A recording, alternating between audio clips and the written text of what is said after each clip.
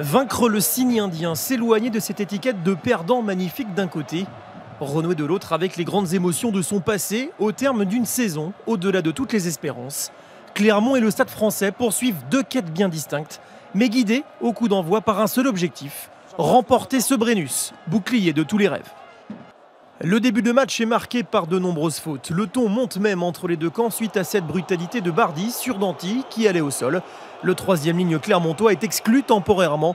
Mornestein, le métronome sud-africain, donne les 3 premiers points du match aux Parisiens. À 14 contre 15, Clermont subit, commet des fautes en zone de libération et des inattentions comme ce hors-jeu du Benjamin de cette finale, Paul Gédrasiak. 2 pénalités converties par Stein et 9-0 pour le Stade Français. L'enjeu prime sur le jeu, mais Clermont, contre toute attente, est tout proche de l'essai. Rougerie charge bille en tête, mais commet un en avant au moment de servir Abend Danone qui avait un boulevard face à lui. C'est finalement Lopez au pied qui réduit le score pour Clermont, mené donc 9-3 à la pause, après 40 minutes d'un combat intense. De temps en temps ça joue, mais sinon c'est un peu à toi à moi. Les équipes ont peur de se découvrir totalement, donc voilà, ça va être une bataille mentale auquel il ne faudra pas lâcher. Au retour, Clermont est toujours aussi indiscipliné. Plaquage haut de Vahamina sur Danty. Stein rate une première pénalité. Autour ensuite de la mêlée auvergnate d'être sanctionné. Surprise, à nouveau, le Sud-Africain rate la cible. Clermont retrouve de l'allant au meilleur des moments. Après un ballon porté, les Parisiens se mettent à la faute. Brock James ramène l'ASM à 3 petits points. 9-6 pour le Stade Français. Clermont, ça y est dans sa finale, mais ni Abend Danone à toute vitesse, ni Nalaga en puissance ne réussissent à percer le dernier rideau parisien. Après une libération tardive parisienne dans la zone de plaquage, James peut égaliser à 9 partout, mais stupeur, l'Australien rate sa tentative.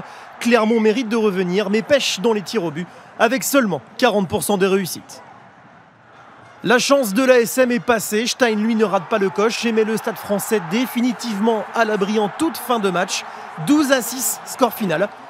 Après une des finales parmi les moins prolifiques de l'histoire, le Stade Français remporte donc 8 ans après son 14e titre de champion de France. C'était vraiment cette bouclier parce que cette équipe, il n'a jamais lâché personne, il nous a rien donné. Et voilà, on allait s'arracher cette finale avec beaucoup d'énergie, pas trop beau peut-être avoir un niveau rugby, mais sincèrement on s'est envoyé comme des fous, donc je suis vraiment fier de mon équipe. Il n'y a plus de mots pour qualifier ces groupes. Donc là c'est la fierté, c'est une joie, c'est une admiration énorme. Je n'arrive pas à comprendre, je ne sais pas comment on a passé ces barrages contre le Racing, je ne sais pas comment on a gagné contre Toulon. Et aujourd'hui je crois que c'était très compliqué, on a vu ces Clermontois super déterminés, ils nous ont fait mal.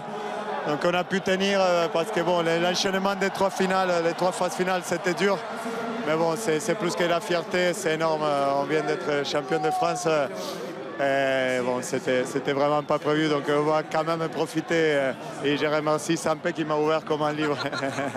Et ça c'est quoi ça? C'est un petit porte-bonheur argentin? Non, ça c'est juste un petit clin d'œil à mon club de formation, au club que je dois tout. Donc c'est là que je me suis formé, où j'ai ma famille, mes amis, ma vie. Donc j'avais dans mon casque un petit clin d'œil et j'avais ça caché au cas où on gagnait, qu'ils les voient passer à la télé, qu'ils sachent que je suis fier de les représenter. Je ne sais pas quoi vous dire, et regardez-moi ça, sérieusement, sans déconner, vous voulez que je vous dise quoi?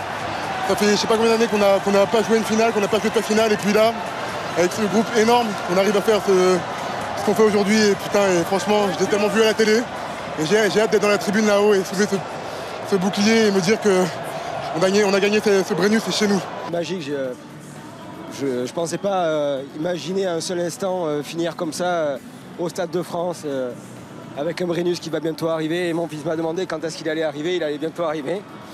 Et c'est génial.